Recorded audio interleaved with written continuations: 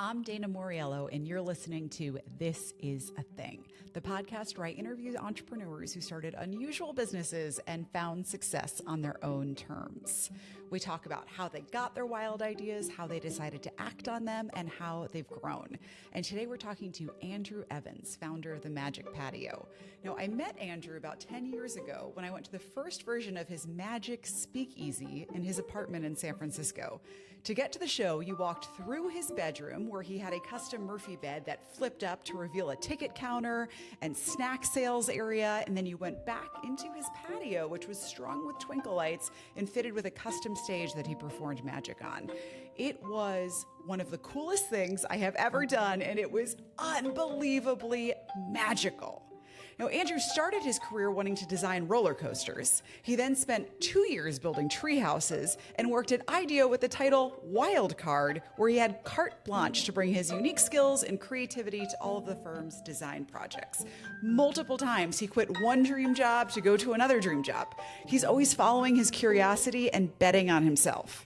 I know you're going to love this one. My entire life, if you asked me what I was going to do, I would have said roller coaster designer from age 8. And I sort of went into college to study engineering to become a roller coaster designer, managed to get enough money from Brown to go to IOPA my senior year and try to get like a thesis project. That was maybe the first moment I felt like the sting of reality as a human. I was like, this, picture I've painted for 18 years of life, like it's not just going to happen immediately. Oh, I feel you. That feeling of, wait, just because I love roller coasters does not mean that I get to do roller coasters? What do you mean? I love it. I thought that was the qualification. Yeah. And they were like, no. The qualification is you need a master's degree in either physics or mathematics. And I was like, oh, okay. But I'm like a fun magician who thinks about roller coasters in different ways. And they were like, yeah, okay. Well, I want to back up and start at the beginning. So you did your first magic show in kindergarten, and you are now a professional magician. So that is a lot of decades for a singular love to persist and a practice to persist. So help us understand why magic? Why has it held your attention for that long?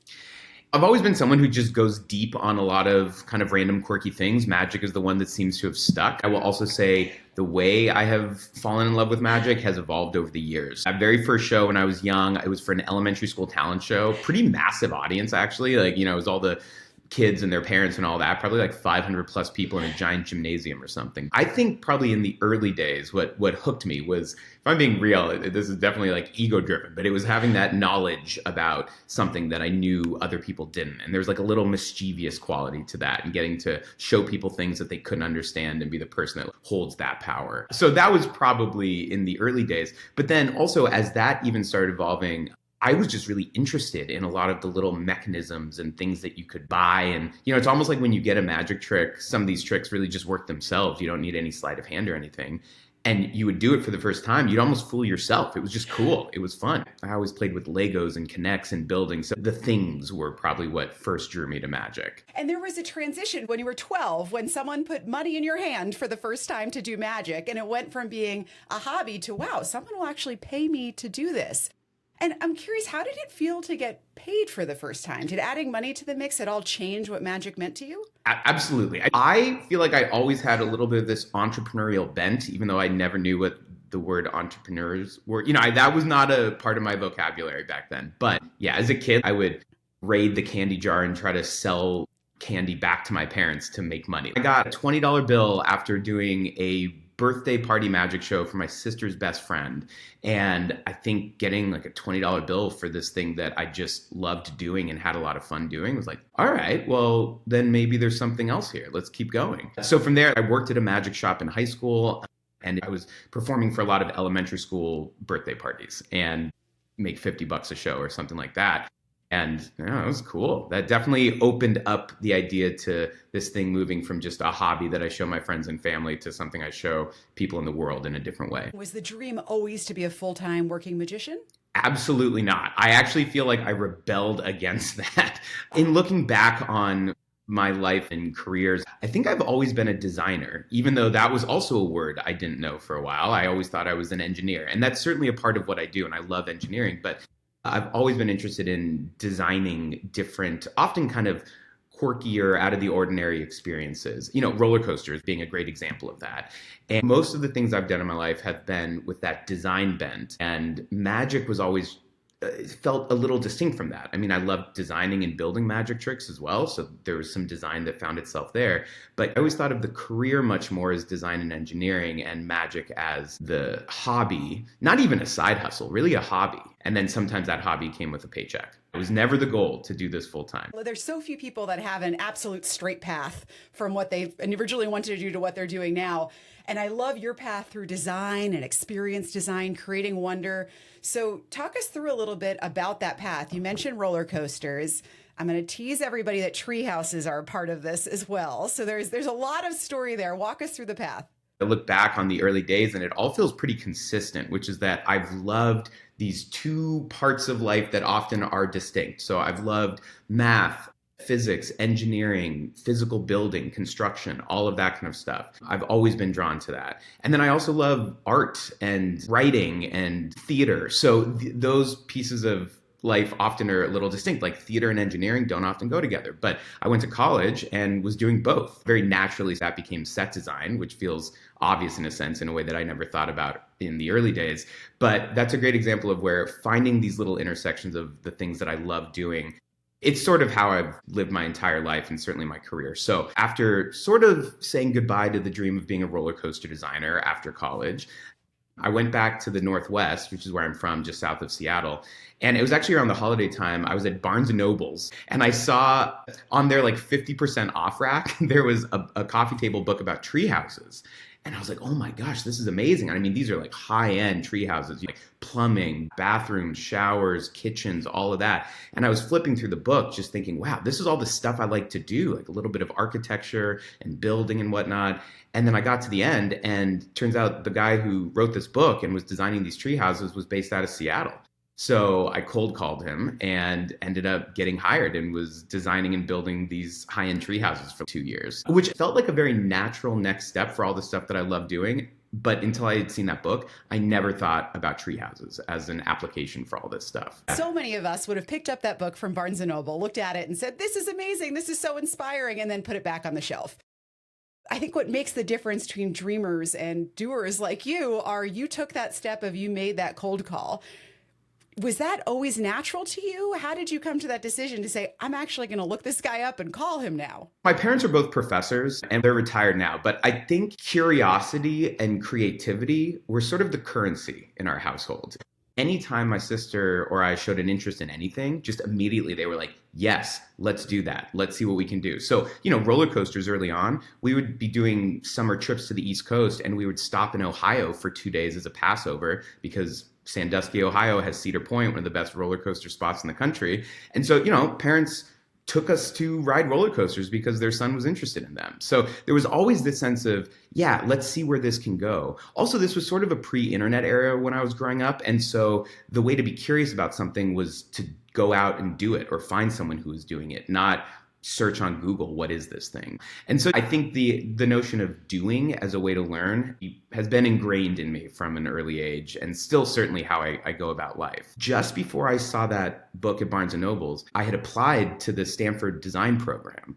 And part of that application was creating a portfolio, which I had never done before. So I had created this portfolio, and it was really the first time I looked back on my work, especially in college, and was like, wow, I did a lot in 4 years. I think some of this stuff is pretty good. So I was riding high. But the irony is I got rejected from Stanford that first year. So I had this portfolio of work that I felt really, really proud of. Stanford said no. And I was like, well, okay, whatever. I like all this stuff. So I think I had this sense of I actually have something to offer the world of design, even though the place I was looking to get into had no. And so in that moment, with that portfolio in hand, I think that was some extra confidence to cold call Pete Nelson, the guy who runs that company, and show him this portfolio as a way to be like, look, I'm legit. Can we work together? And of course, after meeting him for the first time, he hired me before even looking at my portfolio. So there's that. And it was that experience of designing tree houses that was what you put into your application to apply for Stanford again and then go to the D school. Exactly right. Yeah. The next year, when I put those tree houses in the same portfolio, that's what got me into the program. So you went from that kind of initial story of rejection to, I would say, the ultimate story of being accepted, which is not only going to Stanford's product design program, which is so esteemed, but then working at IDEO, which is the top of the product design world. What brought you there? You're definitely right. Like the resume feels like it was the pinnacle of design, both design education at Stanford and then working in design at IDEO. I would say the irony is I never felt accepted. I never felt like I was walking down the path that most other designers were walking down at both of those places. And in fact, when I got hired at IDEO, my official title was the wild card. I was not a product designer. I was not an industrial designer. I was not a mechanical engineer, even though I was doing kind of all three of those things in different ways. I was the wild card. As I was pulling together the portfolio, I was unapologetically, I said, look, I'm a set designing, treehouse building magician. I think those things all could have some value here at IDEO, and I'd love to explore that with you if you want. And they were like, all right, let's give it a go. One of the most impactful things that someone has said to me was a partner there at IDEO on the first week of work sat me down. He's this bald Scottish guy, which just helps the whole story, and I won't try to do the accent. But he said, okay, the reason we hired you is because you're a mutant, and the only way for you to screw this up is if you don't infect our DNA. It was sort of carte blanche to say, you do these kind of weird things in a way and make sure you keep doing those weird things. Don't just assimilate, And the idea of a mutation is nice, right? Because it's something outside of the norm. It's outside of the DNA, and yet it knows how to work its way in. A mutation isn't a parasite. It's something that actually becomes part of the thing in a way and transforms it. Hopefully, sometimes mutations make things better. It was great. It was permission to keep doing the stuff I love doing and try it in a new context. What an empowering thing to say. It's strange phrasing, but yet still the intention of it, so empowering and supportive. So at this point, you're at IDEO. You're no doubt very busy putting your mutation into the DNA of the organization, everything else you're doing there. But yet you find the time and energy to also launch the Magic Patio while you're there. Talk about that decision. I moved up to San Francisco, and I moved in with a few friends from the design program. We had this great apartment in San Francisco with a pretty sizable back patio, which is a minor miracle for this city. I don't know where the idea came from, but just kind of immediately when I saw that back patio, I was like, oh, let's sign the lease. I can do magic out here. The idea was not to make it a career or anything like that. It was really just to do some magic shows for friends and colleagues and family and whatnot. But of course, as a designer, my version of doing magic shows in a backyard feels a little different than just setting up a card table and doing some card tricks. So, leaning into the set design background, I built a full stage, hung the lights. Also, it's really critical. This was with a team of friends. I think part of the reason that I rebelled against being a magician full time is the way that I saw most magicians making a living through magic was doing magic solo and performing for corporate events and clients and all of that, which I absolutely do, but it didn't feel like the kind of way I wanted to spend my life. Versus at IDEO, it was such a communal way of working and collaborative and with teams, and all of that was so inspiring to me. So at the Magic Patio, I had my lighting designer worked at Disney. She was a Disney Imagineer, and everyone else who was part of the original Magic Patio crew, no one was a magician. It was all designers. It was all my friends from IDEO or Stanford. And so people were adding their own little touches to this thing that just built out the patio to be something so much more than just me doing tricks in my backyard. The idea was to have some fun, and I've always been someone who gets much more energized by projects rather than exhausted. So after a full workday at IDEO, I'd be down there and just go into our workshop and, get on the table saw, get on the drill press, bust out the welder, and just start creating and building a bunch of these magic tricks, knowing that I'd be able to present them on my backyard. That was the idea, not a career. I can attest as an early guest on the Magic Patio that I cannot think of a more apt name than Magic Patio. It truly felt magical in every sense of the word, like it was a portal into another universe that was both physical and kind of this emotional and mental transformation. Walking off the streets of San Francisco is truly a gift. Oh, that is really the goal, is sort of how both the space and the show become a moment that transform audiences, hopefully while they're there, but then also as they leave, kind of opens up your eyes to, ask what else does this city have to offer that maybe I'm not paying attention to enough. I feel like most audience members didn't necessarily know this. People walked through my bedroom to get to the original backyard patio. But, I built this custom Murphy bed that like flipped up and became a box office and all that kind of stuff. So the transformation of the space is certainly half, if not more than half, the fun for me.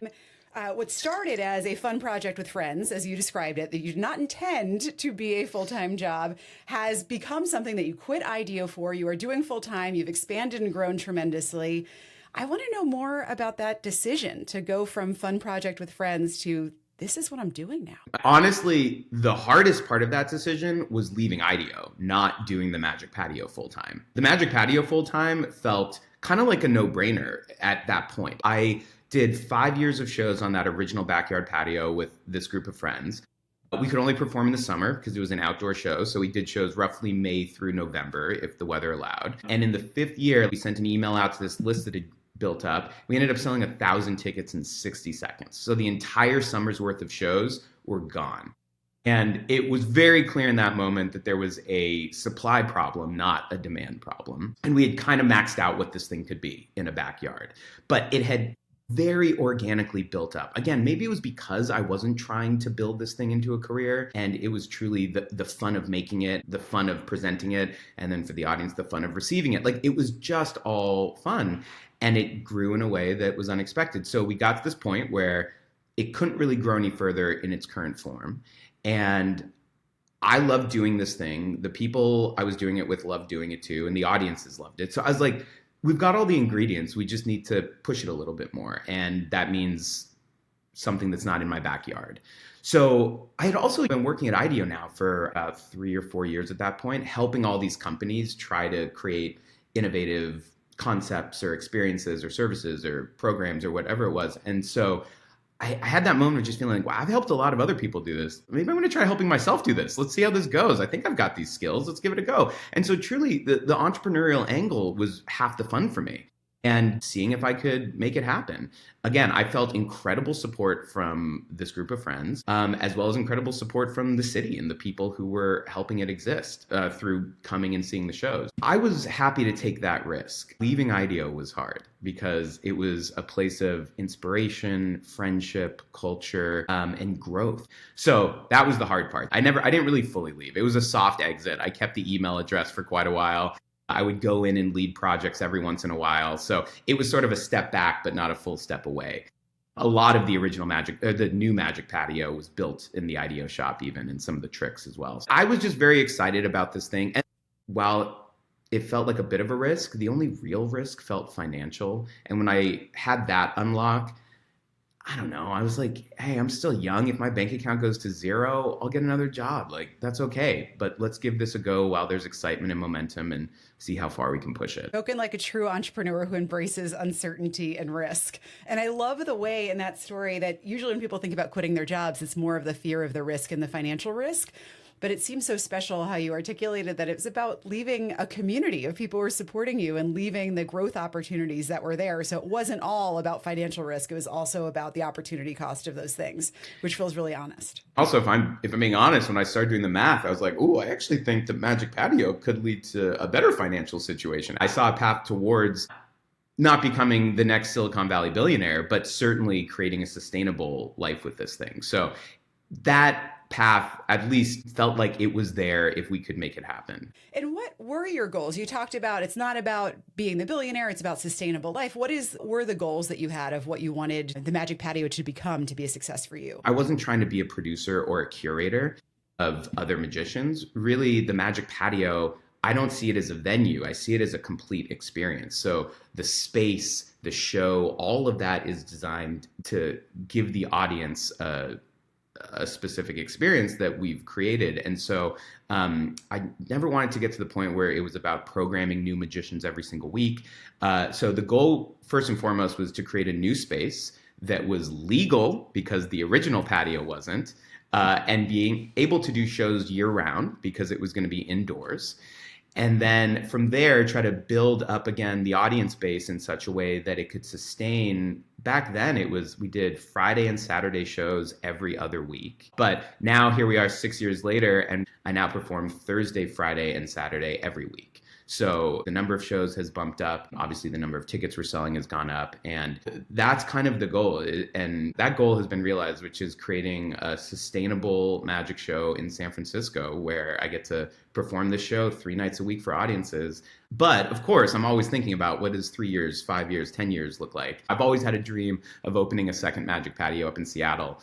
And then if there are other magicians involved, we could kind of be cycling between those. Since the show is my show and I'm the only performer, I don't scale. There's just one of me. So that's where having other magicians and performers would be so fun to start to change this up, give audiences new experiences as well. You said that you realized when you were trying to make the decision to quit IDEO, and if you should or not, that you did the math and you realized that magic could be a sustainable business.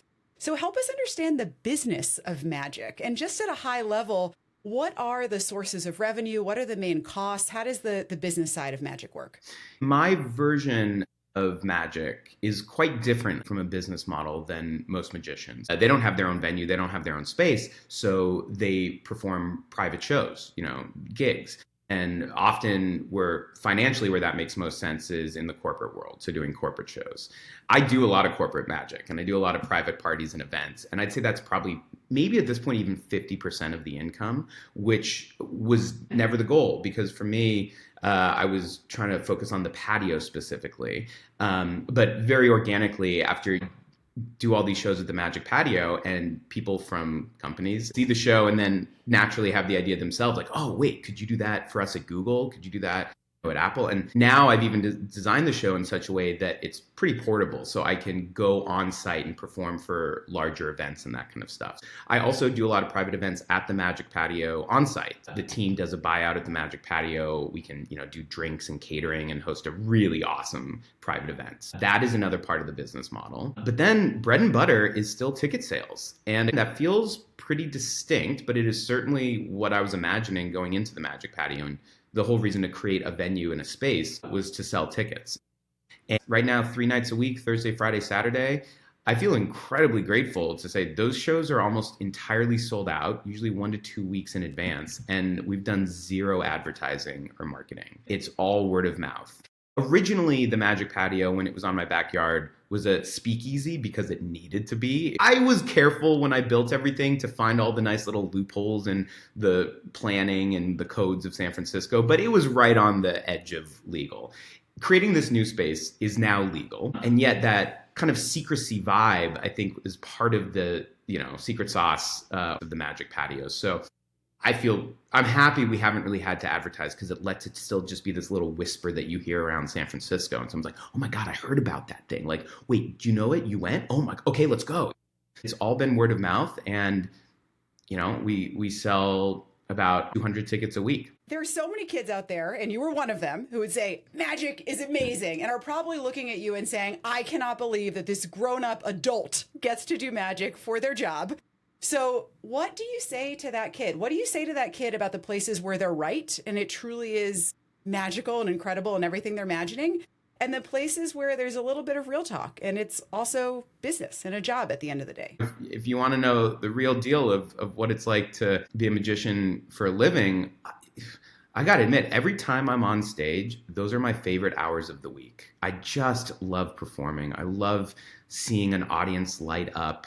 I love the conversations I have with the audience afterwards. And I really do feel like I have found this combination of my passions, my interests, and putting them out in the world in a way that resonates with people and creates a sense of wonder and curiosity for them. It sounds like a pretty dreamy job, and I must admit, it really is for most of it.